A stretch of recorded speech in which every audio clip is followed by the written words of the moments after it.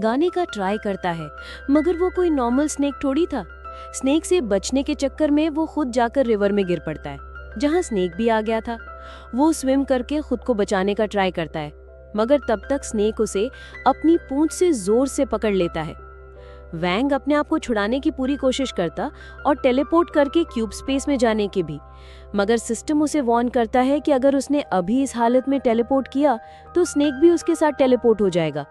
वैंग अपनी सोवल का यूज करता है और स्नेक की पूंछ पर इतनी जोर से मारता है कि स्नेक उसे छोड़ देता है, और उसी टाइम वो जल्दी से खुद को टेलीपोर्ट करके क्यूब स्पेस में आ जाता है। वो वहां पर कुछ देर आराम करता है और रिलैक्स करने के बाद वो सिस्टम को 11 स्टोन देता है और उसे अब्सॉर्ब करने को कहता है, ताकि वो बाहर जाकर उस स्नेक को खत्म कर सके। यहाँ पर सिस्टम उसे बताता है कि 3 स्टोन को एडअप करके एक एंशिएंट स्टोन बना सकता है वो, जो कि ज्यादा पावरफुल और स्पेशल एबिलिटी देगा। वैंग को इसका ये आइडिया अच्छा लगता है, लेकिन ये सुन के उसे गुस्सा भी आता है कि ये पूरा प्रोसेस होने में 5 दिन का टाइम लगेगा। वो फिर से डिसाइड करता है कि 11 में से 9 स्टोन को वो एडअप करेगा और बाकी के 2 स्टोन्स को वो अभी के अभी अब्सॉर्ब करेगा, ताकि बाहर जाके उस स्नेक को उसकी औकात दिखा सके। सिस्टम ऐसा ही करता है और वैंग स्नेक के सामने टेलीपोर्ट होता है, जहां पर एक भयानक फाइट के बाद वो स्नेक को बड़े आराम से मौत की नींद सुला देता है। जिसके बाद वो स्टोन को ढूंढता है जो उसने गलती से रिवर में गिरा दिया था। थोड़ी देर ढूंढने के बाद वैंग को जब वो स्टोन मिलता है तो वो देखता है कि ये स्टोन वैसे तो नॉर्मल है, मगर उसमें एक अलग तरह की चमक थी। ये देखकर उसे एक बहुत ही बढ़िया सा आइडिया आता है। अपनी माइनिंग कंप्लीट करने के बाद वैंग वहां से निकल पड़ता है, जहां पर जून और हुआन दोनों ही वैंग से हार के काफी शर्मिंदा होते हैं और आपस में वैंग से रिवेंज लेने का प्लान बनाते हैं। तभी हुआन जून से कहता है कि हमें कोई बहुत ही बड़े गैंगस्टर की हेल्प चाहिए जो हमारा काम कर सके, जिसके लिए हुआन लाओ नाम के आदमी को सजेस्ट करता है। ये नाम अंडरवर्ल्ड में काफी फेमस है, इसीलिए जून काफी डरी डरी आवाज में कहता है कि लाओ जैसा एक फेमस आदमी उनका काम क्यों करेगा। जिस पे हुआन उसे रिवील करके बताता है कि लाओ कुछ दिनों से याओ नाम की लड़की को ढूंढ रहा है, तो अगर वो उसे याओ का पता बता देता है तो शायद वो उनकी हेल्प जरूर करेगा। वहीं इधर वैंग याओ के साथ अपनी पहली डेट में आया था, जिसे वो लोग काफी अच्छे से सेलिब्रेट कर रहे थे।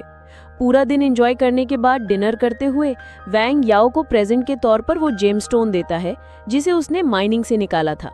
याओ भी इस स्टोन को देख के काफी खुश होती है और वैंग से प्रॉमिस करती है कि वो उसे हमेशा अपने पास रखेगी एक लॉकेट के रूप में। अगले दिन वैंग याओ का बस स्टॉप पर वेट कर रहा था ताकि वो साथ में स्कूल जा सके, मगर 1 घंटे तक वेट करने पर जब वो नहीं आती तो वैंग काफी टेंशन में आ जाता है। तभी वो कुछ लोगों को बात करते हुए सुनता है कि पास की एक सोसाइटी में एक लड़की का किडनैप हो चुका है, और वैंग को भी याद आता है कि ये तो वही सोसाइटी है जहां पर वो रहती है, और वो भागते हुए याओ के घर की ओर निकल पड़ता है। याओ के घर के नीचे वो देखता है कि उसकी मॉम रोते हुए पुलिस ऑफिसर को कुछ बता रही होती है, जो कि ये था कि उनकी बेटी को किसी ने किडनैप कर लिया है और एविडेंस के तौर पे उसके रूम में एक डॉल है जिस पे काफी ब्लड है। वैंग वहां की पूरी सिचुएशन काफी अच्छे से समझता है और जून को भी वहां पर देखता है, जो काफी गुस्से में है और शायद उसे इस किडनैपिंग के बारे में कुछ तो पता है। तो वो जून को वहीं रास्ते में रोककर पूछताछ शुरू करता है, जहां पे जून को थोड़ा डराने धमकाने के बाद उसे कुछ इन्फॉर्मेशन मिलती है। दूसरी तरफ हम एक बंद पड़ी पुरानी सी बिल्डिंग में लाओ को देखते हैं, जिसने याओ को किडनैप कर लिया था और हुन को गोल्फ स्टैंड की तरह यूज करके उसकी जम के पिटाई भी कर रहा था। इसके बाद लाओ याओ की तरफ मुड़ता है और कहता है कि अब जबकि उसने सब देख लिया है कि उसका गुस्सा कैसा है, तो वो साफ साफ लाओ के सारे क्वेश्चंस का सही जवाब दे दे। वो उसे एक आदमी की फोटो दिखाता है जिसका नाम जिन है, लेकिन याओ उसे पहचाने से पूरी तरह से इनकार कर देती है। लाओ गुस्से में उसे बताता है कि जिन ने आज से काफी साल पहले याओ के चक्कर में ही पूरी माफिया इंडस्ट्री से पंगा ले लिया था, और याओ को मालूम भी नहीं कि वो कौन है। ऐसा कैसे हो सकता है? लाओ के लाख बार पूछने पर भी जब याओ कुछ भी नहीं बोलती तो लाओ से मारने के लिए हाथ उठाता है, लेकिन उसका बटलर उसे रोक देता है। साथ ही वो लाओ को सजेस्ट करता है कि अगर उन्हें जिन चाहिए तो उन्हें याओ को सही सलामत रखना होगा। लाओ कहता है कि उन्हें किसी से भी डरने की कोई जरूरत नहीं है, क्योंकि उनके साथ वर्ल्ड लेवल के प्रोफेशनल किलर्स हैं। लेकिन बटलर कहता है कि उन्हें उस आदमी को हल्के में नहीं लेना चाहिए जिसने पूरी माफिया इंडस्ट्री से अकेले ही पंगा ले लिया था। वहीं इधर जून वैंग को बता रहा होता है कि लाओ एक रॉयल माफिया फैमिली का मेंबर है जिसे कोई भी नहीं हरा सकता।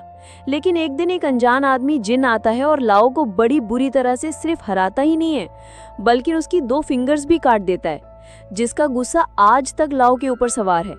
और क्योंकि एक बार जिन ने याओ की जान बचाई थी जब वो हाई स्कूल में थी, इसीलिए लाओ को शक है कि जिन और याओ का कोई कनेक्शन जरूर है। सारी बातें सुनने के बाद वैंग डिसाइड करता है कि अब वो अकेले ही याओ को बचाने के लिए जाएगा।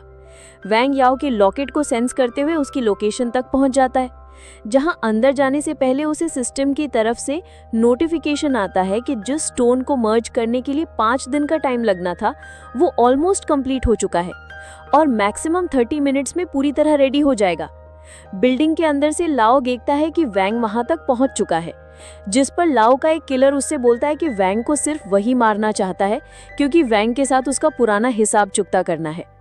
ये सुनकर लाओ जोर से हंसने लगता है और उसे परमिशन दे देता है, लेकिन उससे पहले वो एक बार वैंग के स्ट्रेंथ को चेक करने के लिए अपने कुछ आदमियों को आगे करता है। वैंग बिल्डिंग के अंदर आता है, जहां पे सबसे पहले एक बड़ा सा विशाल सा आदमी उसका वेट कर रहा होता है, जिसने ऊपर जाने के रास्ते को लॉक कर दिया था।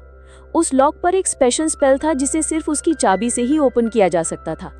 यहीं पर वो बड़ा आदमी वैंग को चैलेंज करता है कि अगर वैंग उसे हरा देता है तो वो उससे चाबी ले सकता है, वरना भूल जाए। वैंग सिस्टम से उन दोनों के पावर लेवल को कंपेयर करने को कहता है, जहां पता चलता है कि वैंग का लेवल अभी 50 है और बड़े आदमी का 52। और यहाँ पर पावर गैप होने के बाद भी वैंग उस आदमी से डरता नहीं है और उसका कॉलर पकड़ के कहता है कि वो याओ को बचाने के लिए कुछ भी कर सकता है। वो बड़ा आदमी उसकी स्पिरिट को देख के काफी खुश हो जाता है और वो उसे उसके साथ अपने एक कमरे में आने को बोलता है, जहां पर उनका एक मैच होगा। एक तरफ लाओ ये सब चीजें लाइव देख रहा होता है सीसीटीवी और मॉनिटर की हेल्प से, साथ ही याओ को भी ये सब दिख रहा होता है। रूम में एंटर करने के बाद वैंग और बड़ा आदमी अपनी अपनी पोजीशन लेते हैं और फाइट शुरू करते हैं। वो बड़ा आदमी पहले किक करता है जिसे वैंग डॉज कर पाता है, मगर उसके अगले हमले को नहीं।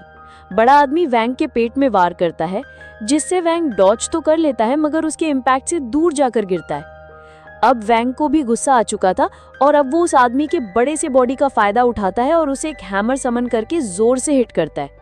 वो इस हमले को झेल नहीं पाता और दूर जाकर गिरता है, जिसके बाद वैंग उस आदमी से चाबी ले लेता है और डोर अनलॉक करके आगे बढ़ जाता है। ऊपर जाते हुए सिस्टम वैंग को वार्न करता है कि उसकी तरफ कोई चीज बड़ी स्पीड से आ रही है और वैंग को उसे डॉज करना पड़ेगा। तो वो डॉज करता है और वो देखता है कि वो चीज एक निंजा कोनानी थी। तभी एक निंजा वैंग के पीछे आ खड़ा होता है, जो वैंग को किक करता है। वैंग किक तो डॉज कर लेता है मगर स्टेयर से नीचे गिरते गिरते बच जाता है। निंजा वैंग की स्पीड को देख के इम्प्रेस था, इसीलिए वो वैंग को वहां पर खत्म नहीं करता बल्कि उससे कहता है कि वो वैंग से आगे मिलेगा, जहां वो वैंग को खत्म कर देगा। ये बोल के निंजा ऊपर चला जाता है। यहाँ पर वैंग जैसे तैसे अपनी जान बचाता है और आगे बढ़ के देखता है कि वो एक कमरे में है जहाँ बिल्कुल भी लाइट नहीं है। वैंग उस कमरे में सीधे सीधे चलना शुरू करता है। वहीं कमरे के किसी कोने से छुप के निंजा वैंग को देख रहा होता है और सही टाइम देखकर वो अपने नाइफ से वैंग के ऊपर एक के बाद एक लगातार जोरदार हमले करता है और अचानक से वो अपनी नाइफ को वैंग की तरफ फेंकता है, जिसे वैंग डॉज कर लेता है। मगर अपनी निंजा आर्ट का यूज करके वो नाइफ की डायरेक्शन को चेंज कर लेता है, जो वैंग को डैमेज कर देती है, मगर साथ ही साथ निंजा को 1-2 अच्छी वाली किक भी देता है। और बाद में वो खड़े खड़े यॉन करने लगता है, जैसे कि उसके लिए ये सब काफी बोरिंग है और वो निंजा के साथ पूरा दिन ये गेम खेल सकता है। निंजा को ये देखकर काफी गुस्सा आता है क्योंकि वो बचपन से ही लोगों से सिर्फ पिटाई खाई है और इसीलिए उसने काफी सख्त ट्रेनिंग की है। ये एक अंधेरा कमरा है जिससे कि उसकी आई अब डार्क में भी सब कुछ देख सकती थी। अंधेरे में निंजा फिर से छुप के वैंग को नजर लगाता है, लेकिन उसे इस बात का अंदाजा नहीं था कि वैंग के पास 6 सेंस है जो उसे सब कुछ सेंस करने की शक्ति देती है।